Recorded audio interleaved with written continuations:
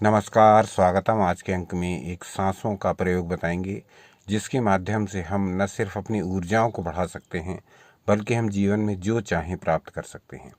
हम अपने जीवन में उन्नति को आकर्षित कर सकते हैं, हम अपने रोगों को नष्ट कर सकते हैं, हम जो चाहें वो प्राप्त कर सकते हैं, हम नकारात्मकता से दूर रह सकते हैं, हम लगातार सकारात्मक विचारों के साथ उन्नति कर सकते हैं। ऐसा संभव हो सकता है यदि हम अपनी सांसों के साथ एक प्रयोग प्रतिदिन करें।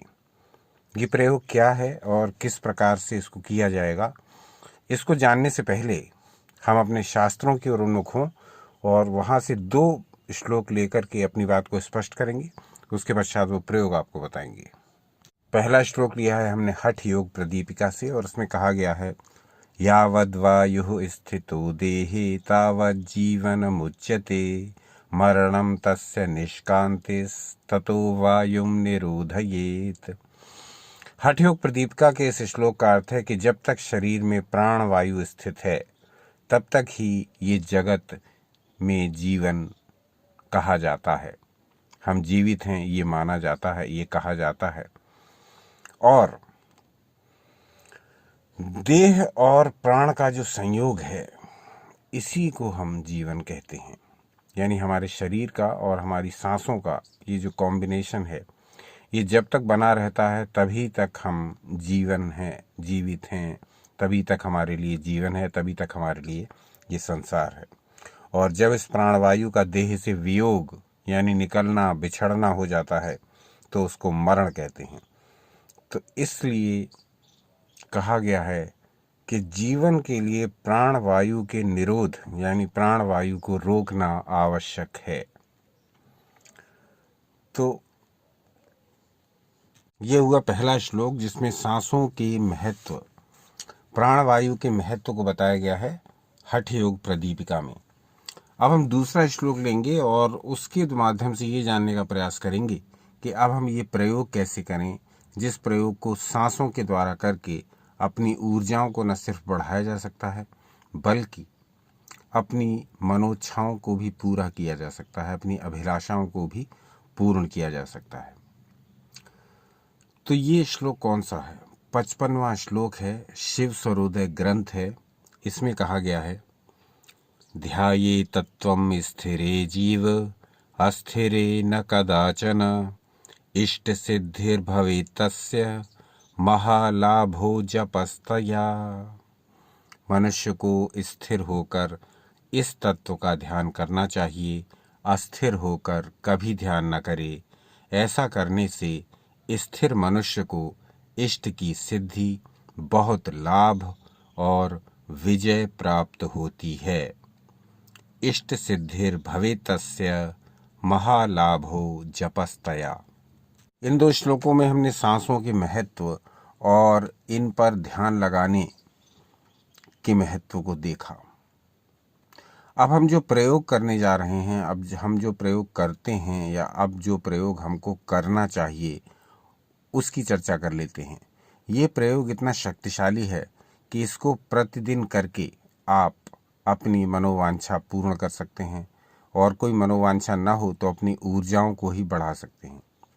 इस प्रयोग की विशेषता ये कि इसमें एक बार में मात्र आप एक ही इच्छा पर ध्यान लगाइए।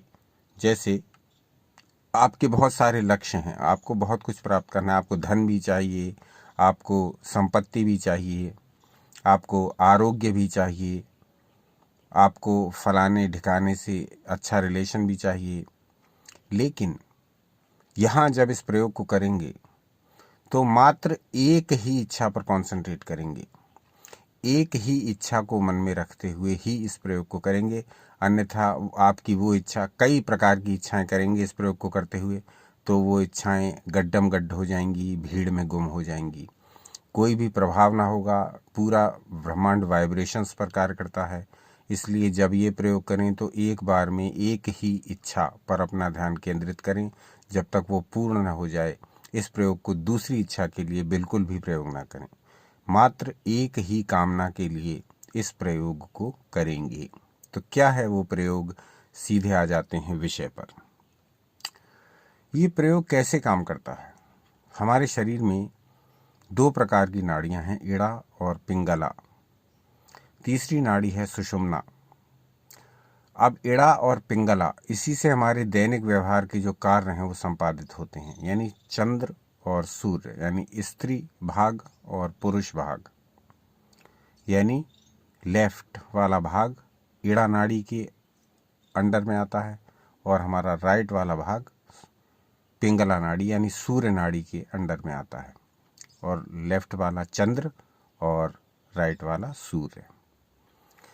तो हमारे जीवन में जितने भी कार्य संपादित होते हैं वो इसी हीटिंग और कूलिंग के कॉम्बिनेशन से ही संपादित होते हैं। हमारे शरीर में शीतलता चाहिए तो उसके लिए चंद्र नाड़ी है बाईं साइड में, हमारे शरीर में गर्मी चाहिए तो उसके लिए पिंगला नाड़ी है, सूर्य नाड़ी है दाईं साइड में यानी राइट साइड में।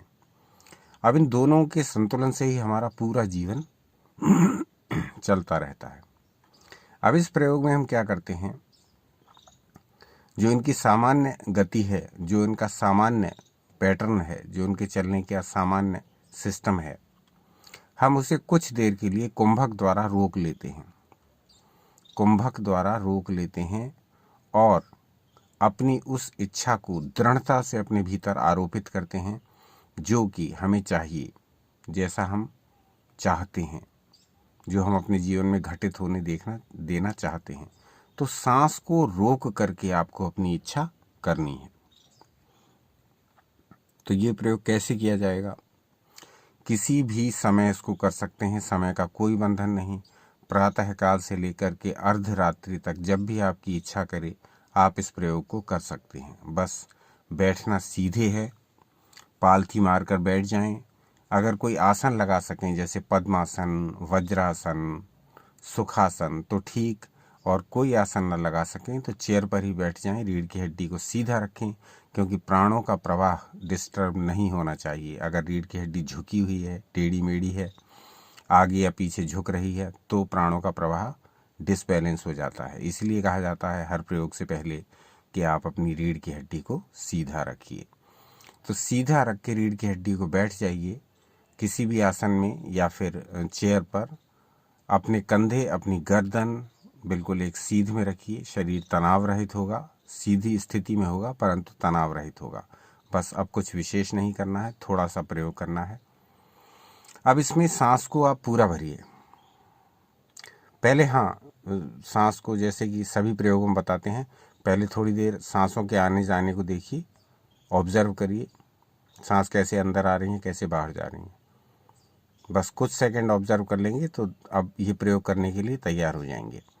अब सांस को पूरा भर लीजिए। अब इसको सीने में रोक के रखिए और अपने आज्ञा चक्र पर ध्यान लगाते हुए वो इच्छा करिए जो आप चाहते हैं।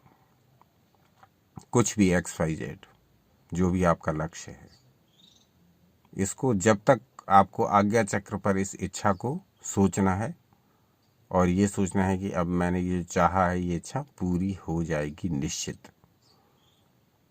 जब तक सांस रोक सकते हैं तब तक आज्ञा चक्र पर उसी इच्छा को शब्दों के रूप में अनुभव करिए जो भी चाहते हैं, या अथवा चित्रों के रूप में अनुभव करिए जब तक सांस रोक पाई। उसके बाद सांस धीरे धीरे छोड़ देनी है।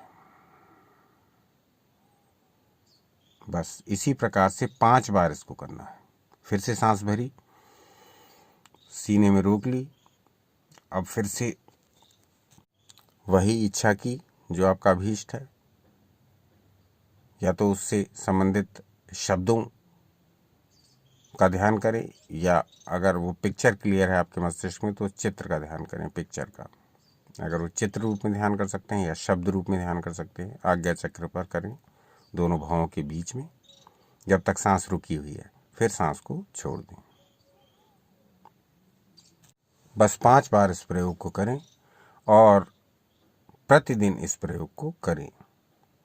तो ऐसा है ये विचित्र सांसों का प्रयोग, जिससे आप अपनी मनोवांछाओं को भी पूर्ण कर सकते हैं और अपनी ऊर्जाओं को भी बढ़ा सकते हैं और अपने रोगों को भी नष्ट कर सकते हैं और जीवन में जो चाहे वो प्राप्त कर सकते हैं। बस आवश्यकता है बड़ी दृढ़ता के साथ, बड़े विश्वास के साथ, बड़ी श्रद्धा के साथ, बड़े उल्लास के साथ, बड़े आनंद के साथ इस प्रयोग को करने की। इस प्रयोग को करिए और इसके जैसे भी परिणाम हो वो सूचित भी करिए, क्योंकि आपके कमेंट्स अत्यधिक महत्वपूर्ण होते हैं, हमारे लिए प्रेरणास्पद होते हैं। अपना अमूल्य समय हमें देने के लिए बहुत बहुत धन्यवाद। कल पुनः उपस्थित हो जाएंगे ईश्वर इच्छा से कोई नया विषय लेकर के। सनातन शास्त्रों से जुड़े रहें, सदा आनंदित रहें।